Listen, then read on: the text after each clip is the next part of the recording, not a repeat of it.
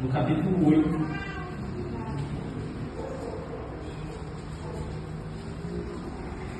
Evangelho de Lucas, capítulo 8, nós vamos ler do verso 40 até o verso 48.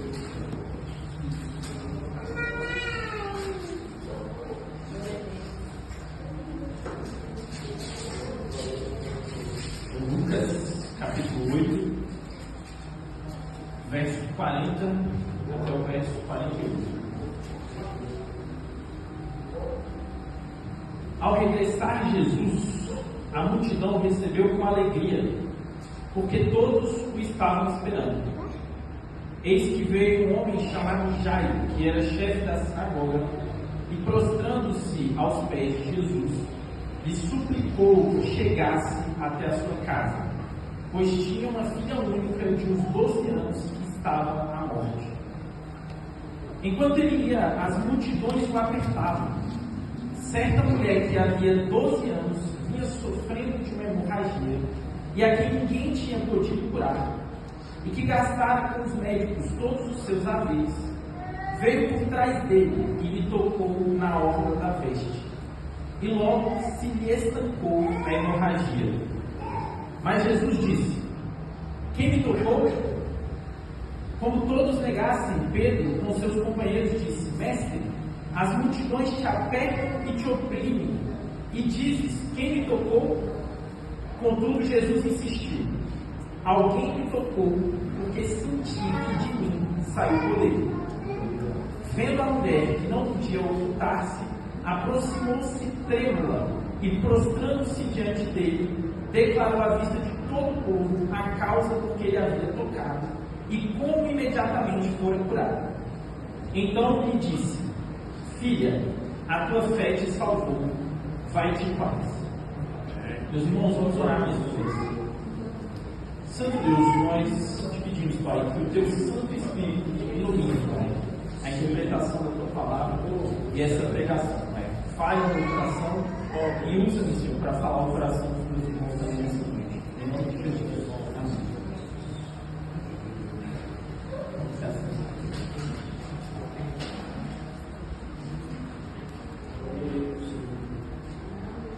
Meus irmãos, 12 anos. Pense sobre isso. 12 anos para algumas pessoas pode ser pouco demais.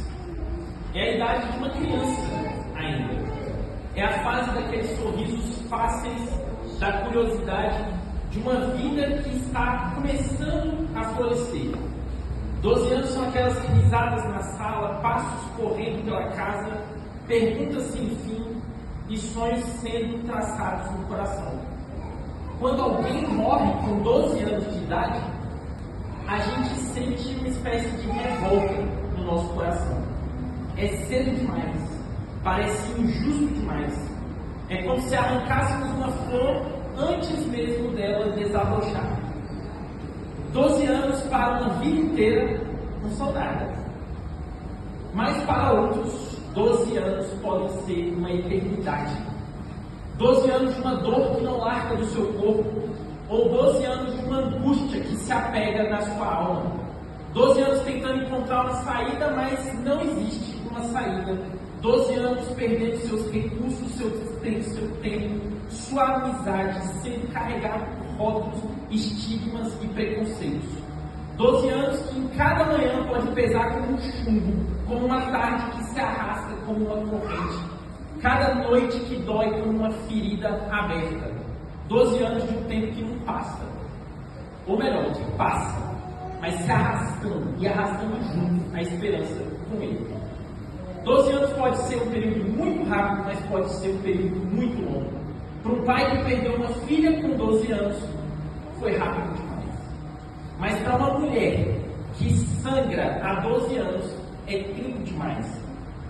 E é esse período e a figura de Jesus que vai unir essas duas histórias que nós lemos no Evangelho de Lucas. O contexto imediato da passagem é que Jesus acabara de evangelizar a região a leste do Mar da Galileia, na região de Gerasa ou Gadara. Ali ele fez milagres, expulsou demônios e acabou sendo meio que escorraçado rechaçado pelos habitantes daquela localidade. Jesus então volta, é isso que nos diz o verso 40. Ele regressa para o lado oeste do Mar da Galileia, e nessa região, provavelmente Cafarnaum, ele é recebido pela multidão com alegria. E o evangelista diz que todos o estavam esperando no verso 40. A expectativa era grande. Jesus já tinha operado diversos milagres nessa região, e talvez ele pudesse operar mais algum. Talvez alguém receberia de Deus, por meio de Jesus, uma bênção sem medida. E a multidão recebe então com entusiasmo. Mas não se engane, Jesus já era uma figura influente e famosa nessa altura do seu ministério público. Sua fama já havia se espalhado, e por onde ele ia, as multidões o oprimiam, o apertavam. E muitos dos líderes religiosos dos judeus estavam de olho em Jesus também, por conta dos seus milagres. E a inveja era nutrida no coração desses líderes religiosos, porque Jesus falava com autoridade e não como os fariseus. E Jesus se importava com aquela multidão, se importava com aquelas pessoas. E é nesse palco cheio, lotado de vozes, cheio de tensões, que duas histórias se cruzam na narrativa. Uma história anônima de uma mulher que sofre há 12 anos. E uma história pública de um pai que está prestes a perder a sua filha para uma doença desconhecida. Ambas encontram o seu lugar em meio à multidão que aperta Jesus Cristo. Normalmente os pregadores contariam essas duas histórias juntas. Mas hoje eu quero entender apenas na história da mulher anônima, a mulher do fluxo de sangue, que nós lemos até o verso 41. Então fique com a sua Bíblia aberta, porque nós vamos precisar dela. Acompanhe comigo novamente o verso 41.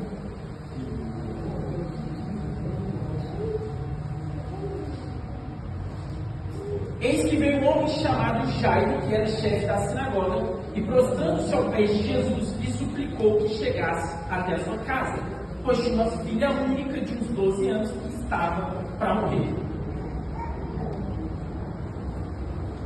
Jesus então é chamado para que vá até a casa de Jairo.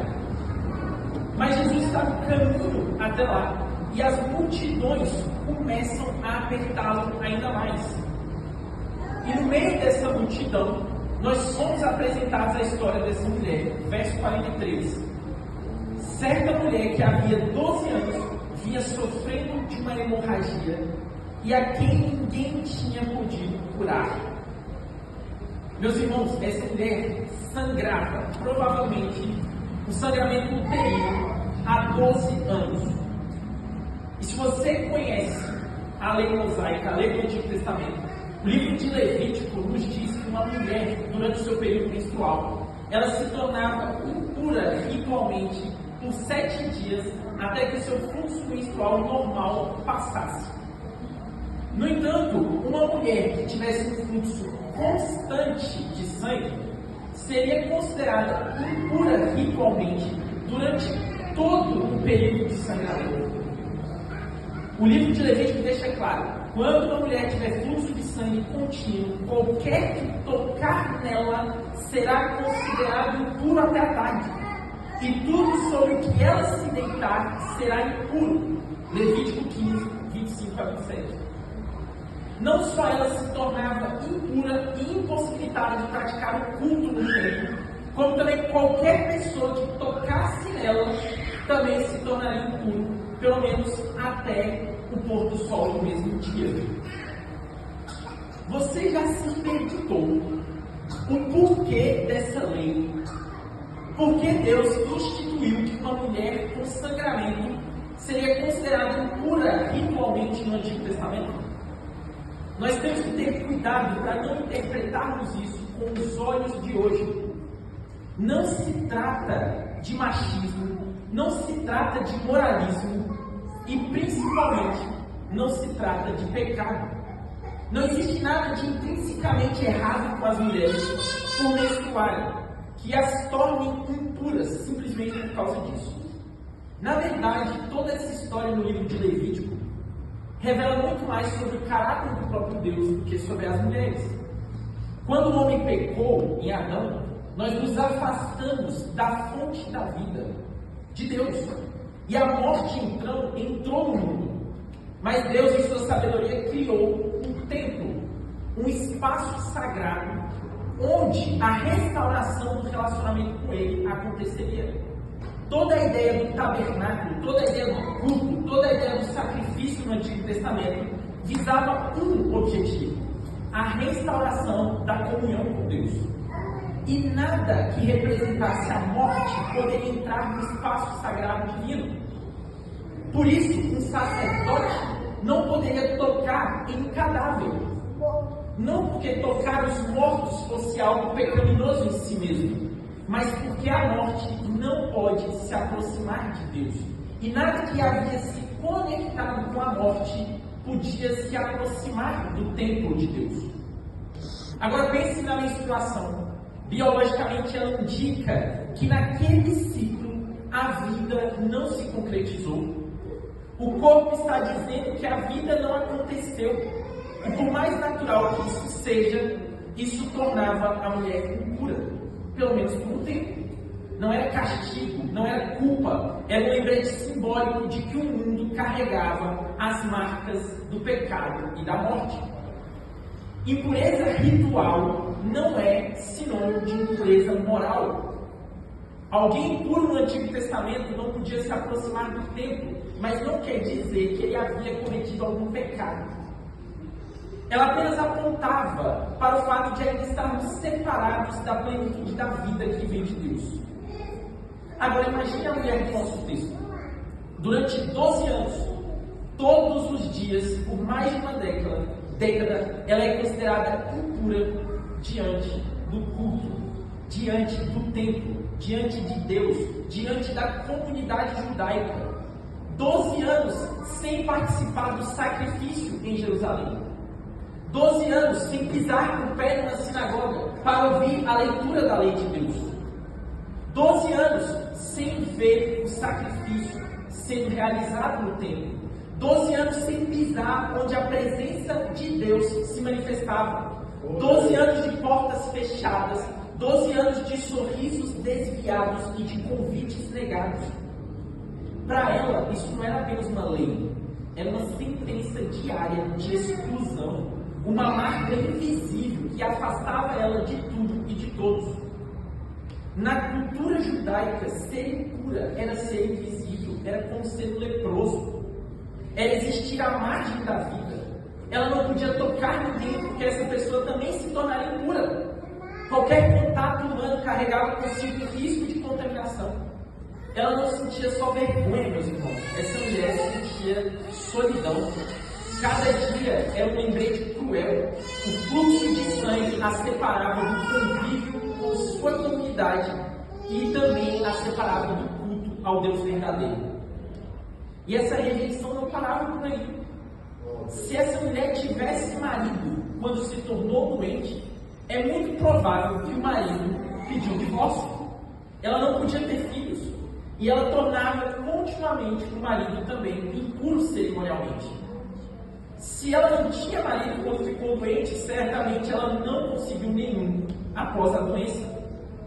Nenhum homem aceitaria se casar com uma mulher assim, excluída da vida social e religiosa. 12 anos de isolamento e nenhum médico conseguiu resolver o problema. 12 anos de abandono afetivo, de portas que nunca se abriram.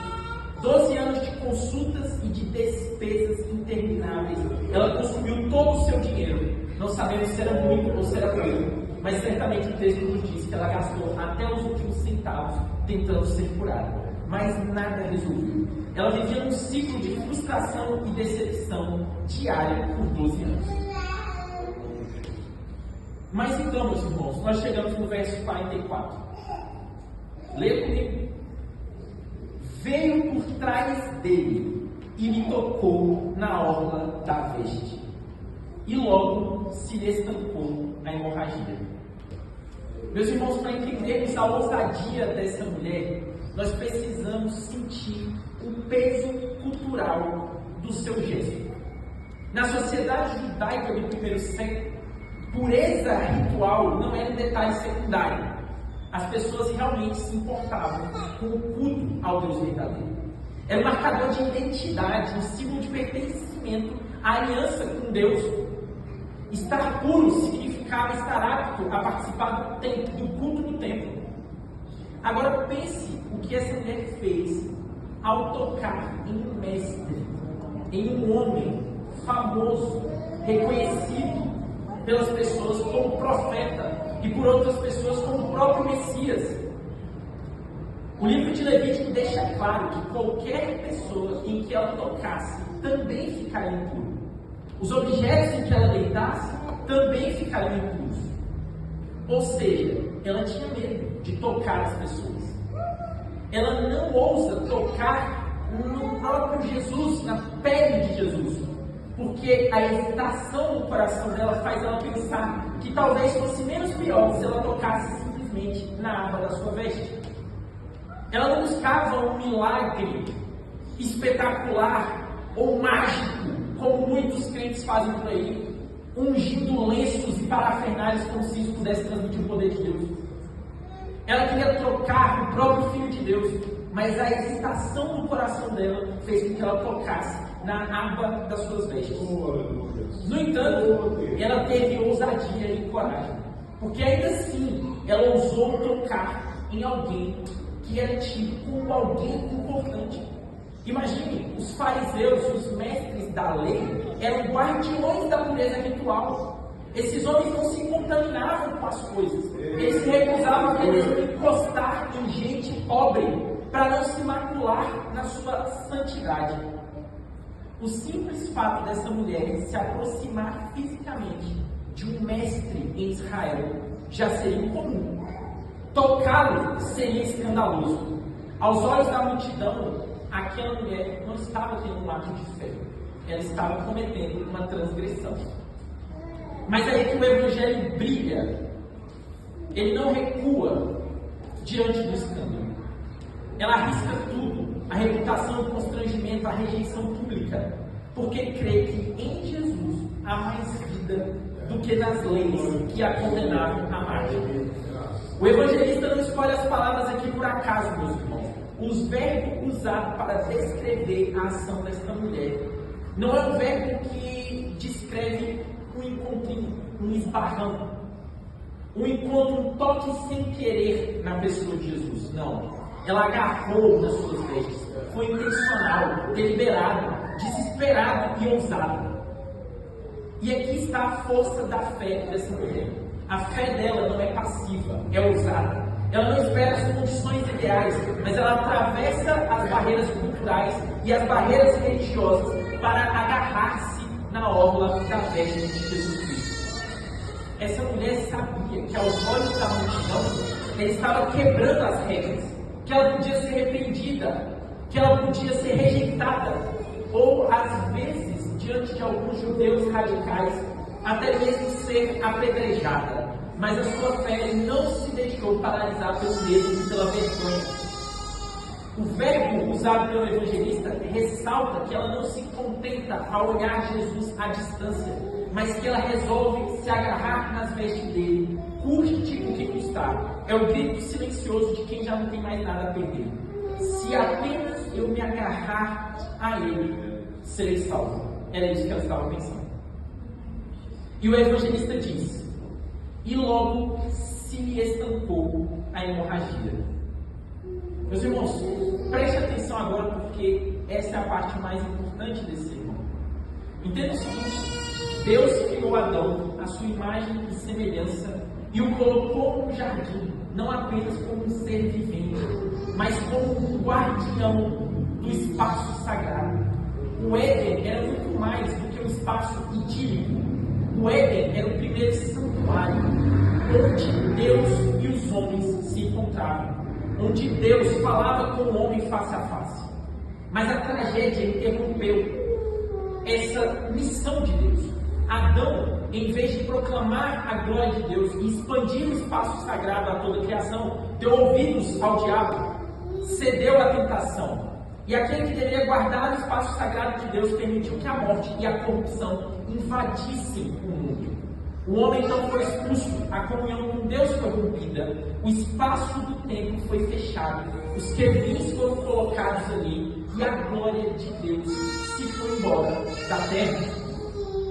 No entanto, Deus não desistiu do seu plano. Ele renovou seu chamado com Abraão e por meio dele chamou um povo para ser sacerdote e nação santa. O êxodo no Egito não foi uma libertação política de um governo tirano, mas uma restauração cultural. Deus conduziu o povo no Sinai, entregou-lhe uma lei para que eles fossem guardiões do novo espaço sagrado que surgiu no deserto, o tabernáculo.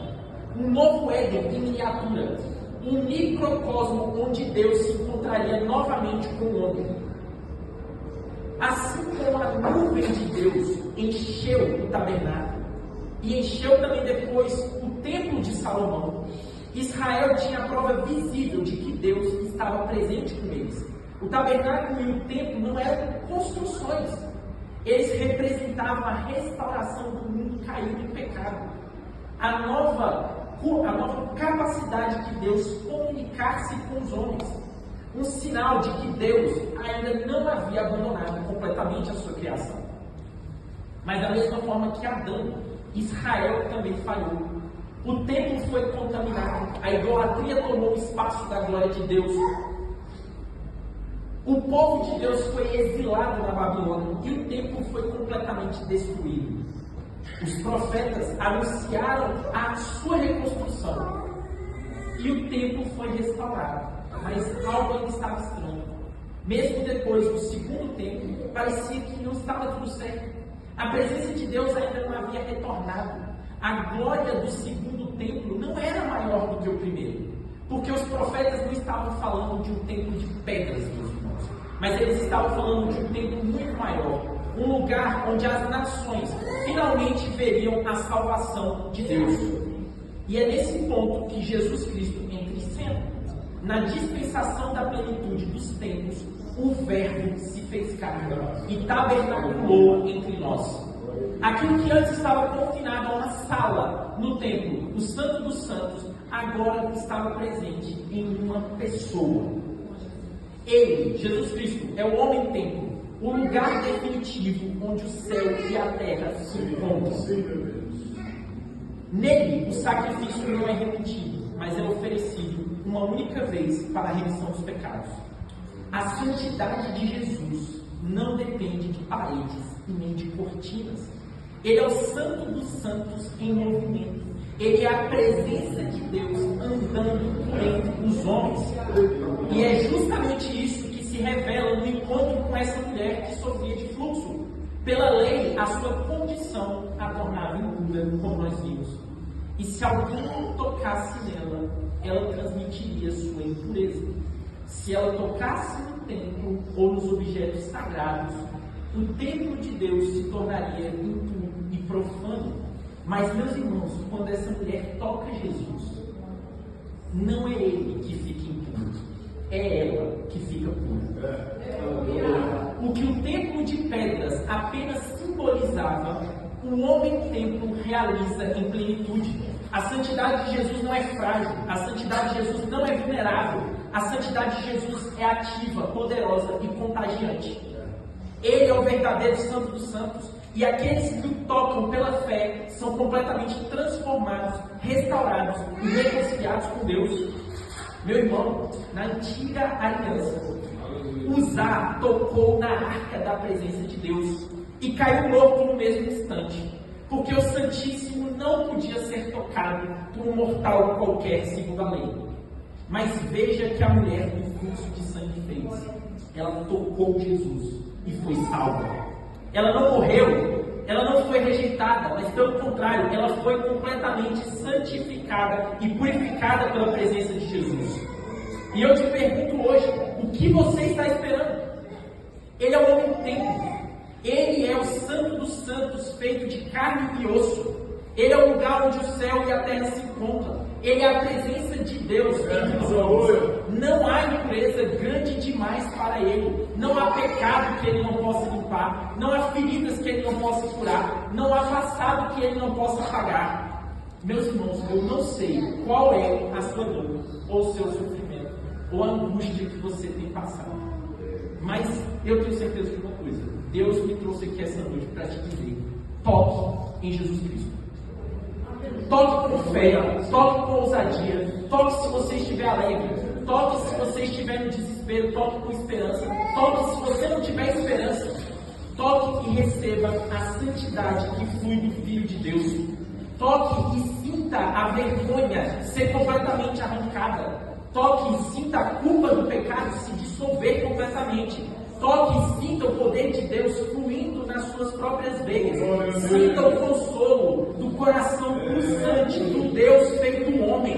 Seja restaurado. Toque e seja reconciliado. Toque e seja transformado. E veja a glória de Deus agindo na sua vida. Oh, glória a Deus! Glória a Deus! Verso 45.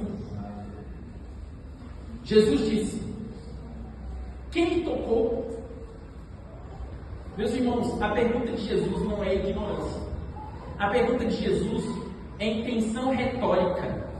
Em meio a uma multidão que o empurra e o agita, ele quer destacar a fé de uma pessoa anônima, a ousadia silenciosa de uma mulher que até então passara despercebida. O toque dela em sua força, em sua roupa, faz com que de Jesus flua poder. O poder de Deus em ação que transforma vidas, que rompe barreiras e que inaugura o reino de Deus. A cura da mulher não é apenas do corpo. Ele tira essa mulher do isolamento, da vergonha, da exclusão. Jesus, ao chamar a atenção para o gesto da mulher, é como se apontasse para ela em meio a uma multidão. Ele individualiza essa mulher e tira ela da invisibilidade social a qual ela estava submetida. Ele mostra que aos olhos de Deus, cada pessoa é preciosa e que cada fé, por menor que seja, no menor dos corações, Deus está vendo. Cada fé no coração do menor dos crentes tem valor eterno para o Deus Altíssimo. O gesto dessa mulher e a resposta de Jesus revela que o reino de Deus age de forma concreta. Ela transforma, purifica, restaura e faz cada uma das pessoas perceber que é vista, conhecida e amada pelo Deus Criador do universo.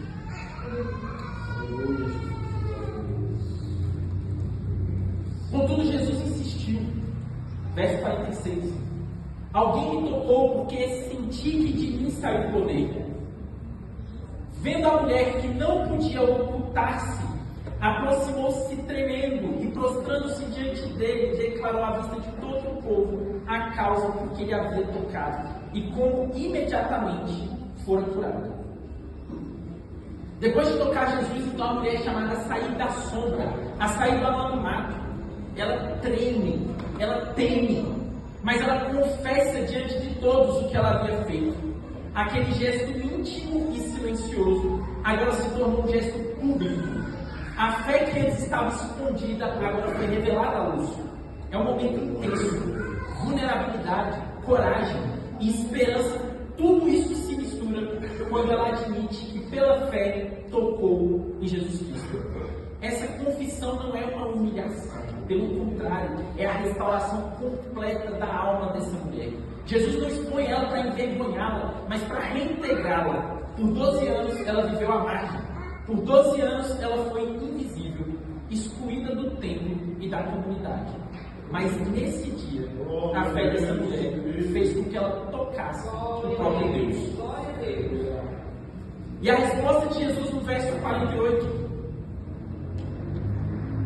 Então lhe disse: filha, a tua fé te salvou, vai-te em paz. Ao chamá-la de filha, Jesus não está apenas sendo educado e nem simplesmente um pouco afetuoso. No primeiro século, o termo aqui traduzido como filha carregava não apenas no sentido de filiação biológica, mas também uma dimensão de identidade, cuidado e pertencimento dentro de uma família, dentro de uma comunidade. Assim, Jesus não demonstra apenas carinho para essa mulher, mas reconhece a dignidade e o valor daquela mulher, reintegrando não apenas a comunidade dos judeus, mas inserindo ela na família do próprio Deus. Agora ela é filha do reino. Aquela mulher invisível, excluída por 12 anos, agora é acolhida na família do Deus Altíssimo e é incluída na história da salvação que Deus está realizando. Isso não é apenas uma restauração social, meus irmãos, é uma reintegração espiritual e que tem peso para toda a eternidade. Jesus continua dizendo: a tua fé te salvou. Essa salvação implica em cura física. Essa mulher foi curada da sua doença. Mas aqui a cura não é apenas biológica, ela é escatológica. Ou seja, ela representa aquilo que acontecerá no futuro. A fé dessa mulher é acesso à salvação de Deus, uma antecipação do veredito final que Cristo trouxe ao mundo pelo seu sacrifício na cruz. A sua fé ativa uma realidade no reino. É o resultado daquilo que virá no fim dos tempos. Isso é antecipado para agora. Jesus não apenas liberta essa mulher do fluxo de sangue, mas confirma que a fé dela a torna participante dos planos redentivos de Deus para toda a humanidade. Meus irmãos, aquele toque pequeno e silencioso na orla da veste de Jesus revelou algo gigantesco. O poder de Cristo não é limitado por barreiras humanas, por leis ou por exclusão social. Jesus é a presença viva de Deus. É o Santo dos Santos andando entre nós no caminho. Assim como a mulher foi transformada e restaurada, toda a criação encontra em Jesus Cristo o cumprimento do que o tabernáculo e o templo simbolizavam. Meus irmãos, é nele, no Messias, que toda a história da humanidade, e principalmente toda a história da Bíblia, converge. No deserto, Moisés ergueu um tabernáculo de linho ou madeira. No entanto, ele era um símbolo de uma glória que ainda viria. Mas quando chegou a plenitude dos tempos, o Deus eterno armou sua tenda entre os homens, não com estacas nem com cortinas, mas com carne e sangue. O Deus invisível se tornou visível, o inacessível se fez intocável, o Deus Todo-Poderoso se fez homem. O primeiro tabernáculo era vestido de peles e de véus, mas o segundo tabernáculo veio coberto por humildade. Sua glória estava velada dos homens. No santuário antigo, Deus habitava entre os homens, mas em Cristo Deus habita com os homens. Nele, o Santo se fez próximo e o Deus Altíssimo se fez como um de nós. No altar de bronze, no Antigo Testamento, os cordeiros morriam em agonia, mas na colina do Gólgota, uma ovelha muda foi levada ao matador. O altar foi a cruz, o fogo foi a justiça de Deus, o sangue não foi o de bodes, mas foi o sangue de Deus. No lugar santo, o candelabro brilhava noite e dia, mas em Jesus a sua luz resplandece e jamais se apaga. Os pães da proposição eram trocados toda semana, mas em Cristo nós temos o pão da vida que desceu do céu e sacia eternamente. O altar do incenso fazia subir aromas suaves a Deus, mas em Jesus as nossas orações sobem ao trono da graça como aroma de redenção, porque Ele intercede por nós com compaixão infinita. O templo no Antigo Testamento era fixo, preso ao monte. Cristo, porém, caminha entre os candeeiros, andando com sua igreja em cada vale, em cada monte, entre os povos, em todas as nações. O sumo sacerdote no Antigo Testamento entrava no tabernáculo temendo o juízo de Deus, carregando o sangue alheio. Mas Jesus, o sumo sacerdote eterno, entrou no templo celestial carregando o seu próprio sangue. Ali o sacrifício jamais cessava, mas em Cristo o único sacrifício foi feito de uma vez por todas, perfeito e suficiente. O templo se enchia da nuvem de Deus, uma glória temporária, mas em Cristo habita corporalmente toda a plenitude da divindade. O tabernáculo era sombra, Jesus é a substância. O templo era uma figura, Jesus é o cumprimento. O tabernáculo era desmontado e remontado, mas o corpo de Cristo, mesmo depois de derrubado de novo, foi levantado ao terceiro dia com glória indestrutível. Reis ímpios profanaram o templo, mas nem mesmo entre os criminosos a santidade de Cristo foi manchada. O templo foi destruído novamente por Roma, mas o Cristo ressurreto reina pelos séculos dos séculos. O verdadeiro tabernáculo, o templo vivo, um lugar eterno de encontro entre Deus e os homens. Ele é a arca da aliança. E nele a lei foi perfeitamente obedecida. Ele é o propiciatório onde a justiça e a misericórdia se beijam. Ele é o sacerdote, o sacrifício e o santuário. Nele a glória de Deus não apenas é vista, mas permanece eternamente. Eis, meus irmãos, o tabernáculo de Deus com os homens. Deus habitará com eles. Eles serão povo de Deus, e Deus mesmo estará com eles.